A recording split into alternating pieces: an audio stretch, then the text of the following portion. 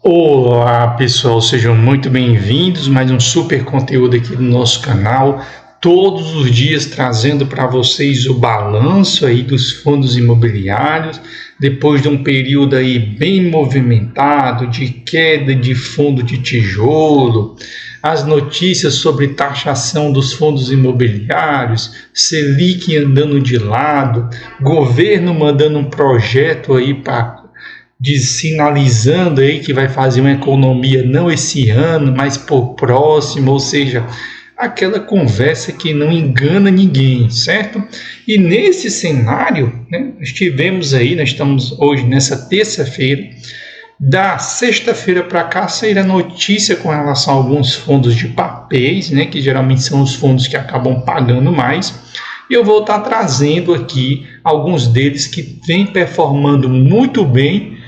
Três, na verdade, que vem performando muito bem, só que o terceiro preciso chamar a sua atenção, certo? O primeiro fundo imobiliário é o BTCI11, que ele é um fundo de papel, que ele tem por trás dele o banco BTG Pactual.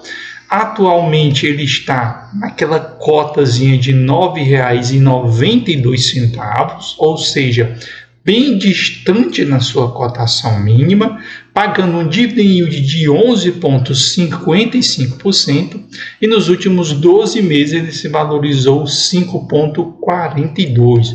E por que ele chamou tanto a atenção no último período? Porque ele vem aos poucos aumentando o seu rendimento e muitos investidores não estão vendo. Por quê? Porque vários investidores acabaram vendendo o BTCI devido a uma recomendação do professor Mira. Muita gente conheceu o BTCI por causa do professor Mira e depois que ele, na sua carteira de R$ 50 que ele divulgou no YouTube, ele sugere desfazer posição no BTCI e investir em outro fundo que é o SPXS11, né?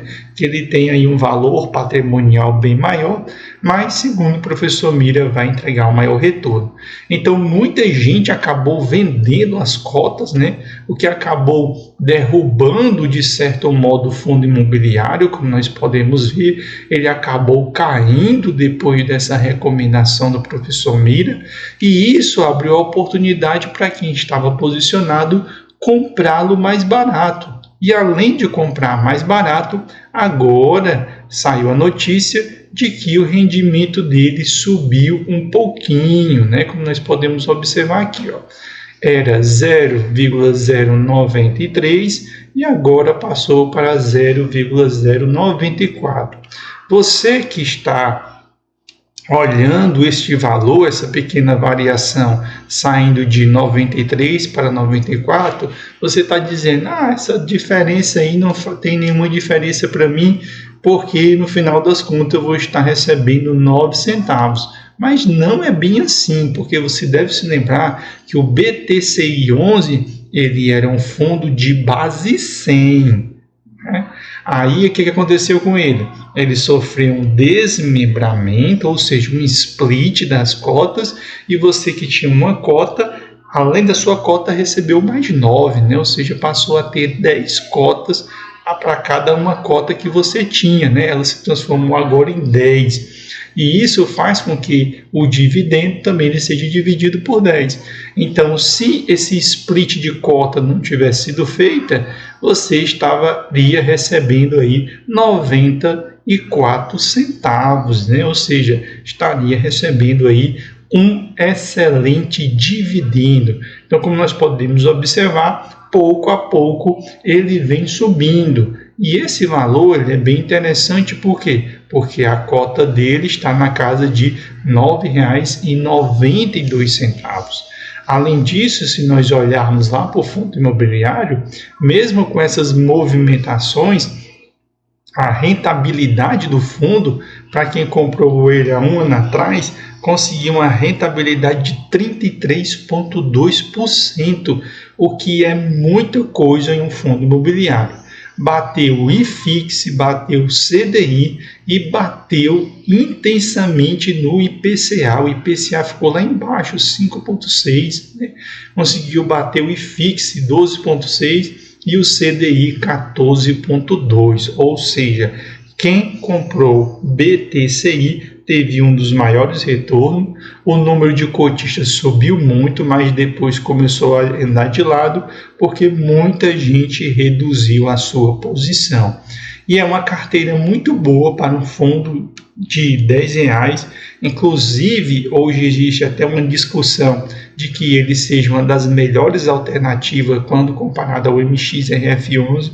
O MXRF11 ele é muito arriscado, ele paga muito, mas ele é muito arriscado por causa da quantidade de cotistas que estão dentro dele. Se nós tivermos uma crise intensa nos fundos imobiliários, certamente o MXRF11 vai pagar a conta, certo?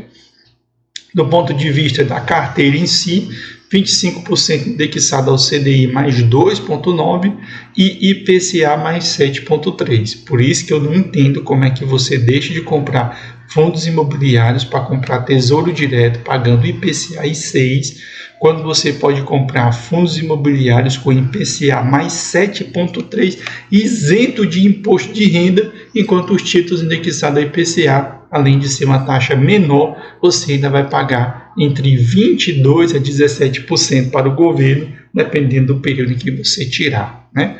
O segundo fundo imobiliário que acabou apanhando muito, sofrendo muito, tivemos várias notícias sobre ele aí na semana passada, dizendo que o fundo não estava tão bom. Como nós podemos observar, até a cota dele caiu, eu fiquei de olho nessa queda, porque eu tenho o REC11 na minha carteira, devido a um dos quadros de inadimplência. Então aí soltaram a manchete dizendo que o REC11 está passando por um momento de inadimplência. Alguns investidores um pouco mais afobados correram lá e venderam as suas cotas, e eu fiquei com pena deles, mas fiquei feliz, porque nesse momento é a oportunidade que a gente tem de ganhar dinheiro. Por quê?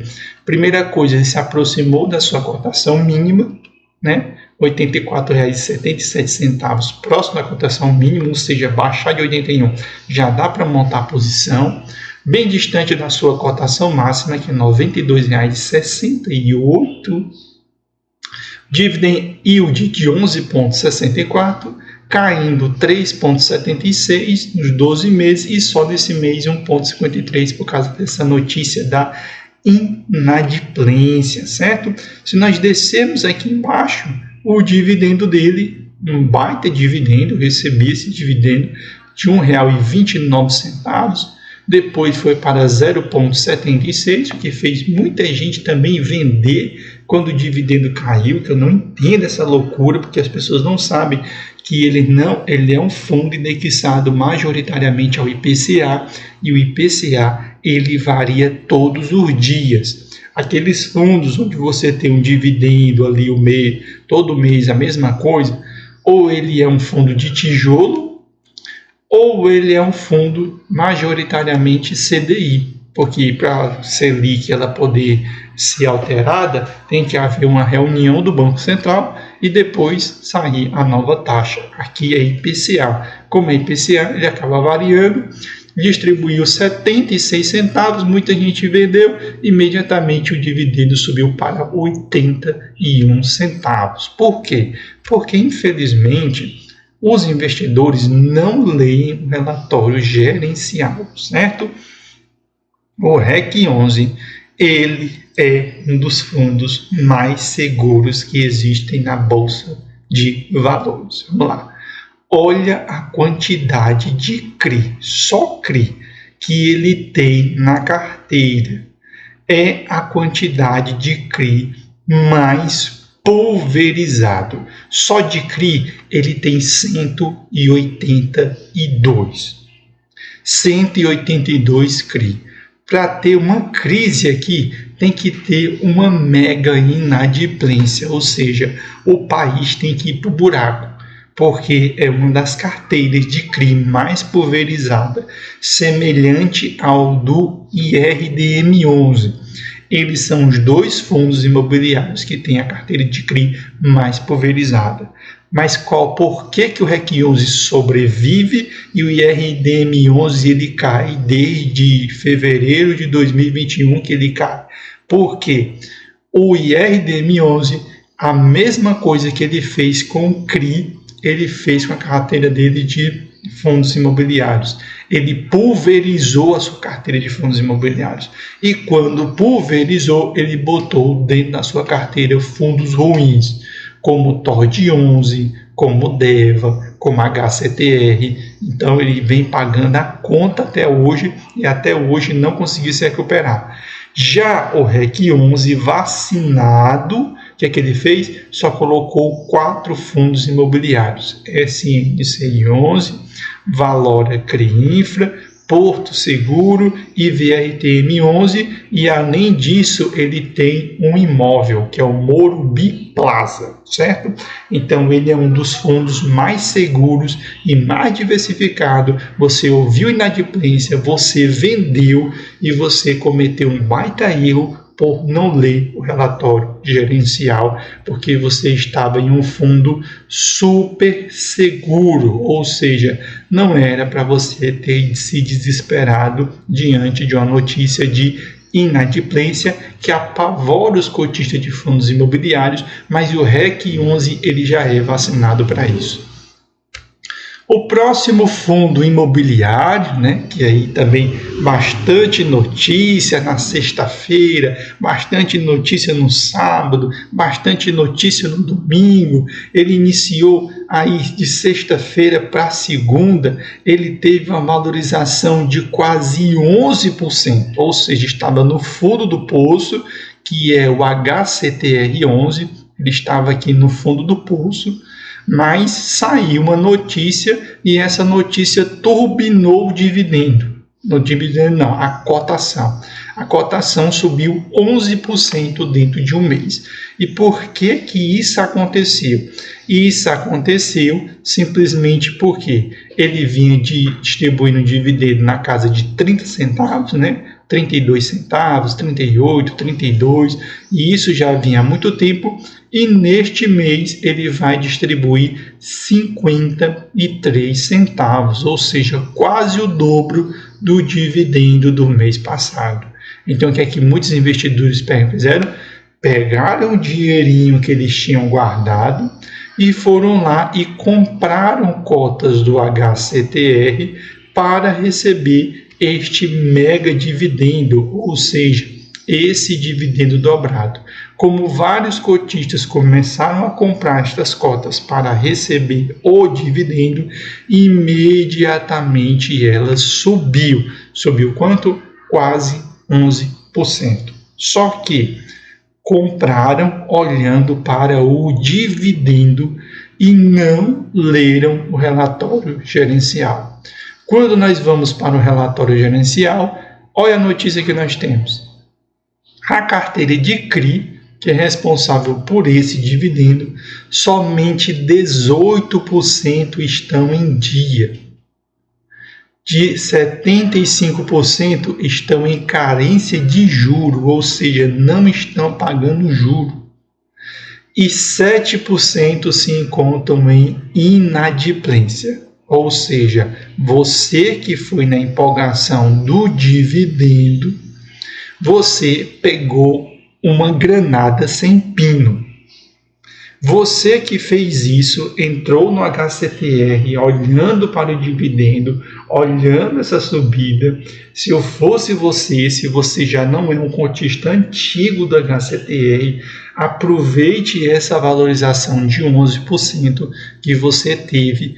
Pule fora, venda essas cotas do HCTR em cima do lucro, pague os 25% do governo e fique com os 75% de lucro que você teve, né? Porque, vamos supor que você comprou aqui quando a cota estava R$ 29,02. Agora ele está R$ 32,43. Então você vai pegar 32 menos 32,43 menos 29,02, isso vai dar um valor. Esse valor você vai pegar 25% desse valor, né, em cima desse ganho que você teve, e você vai aproveitar e pagar o 20%, quer dizer, 20% desse rendimento. Você vai lá, gera o seu DARF e você pague.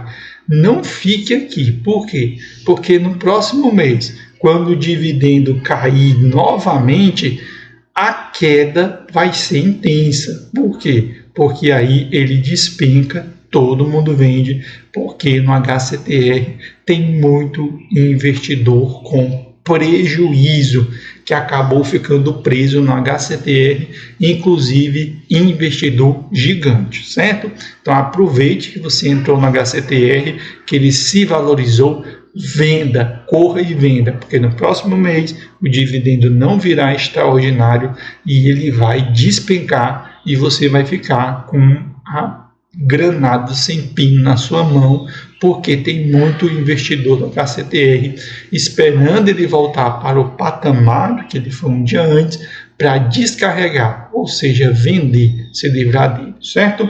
Então esse foi o conteúdo hoje no nosso canal, trazendo notícia boa do BTCI 11, trazendo notícia boa do REC 11, trazendo notícia do HCTR 11, que o dividendo em todos eles subiram, só que a diferença é que no HCTR, pagamento em dia continua muito pequeno, carência dos juros mais de 50% da carteira e uma baita inadimplência de 7%, ou seja, que não recebe um centavo. Isso não é agora, de agora, há muito tempo não recebe um centavo desses crimes, certo?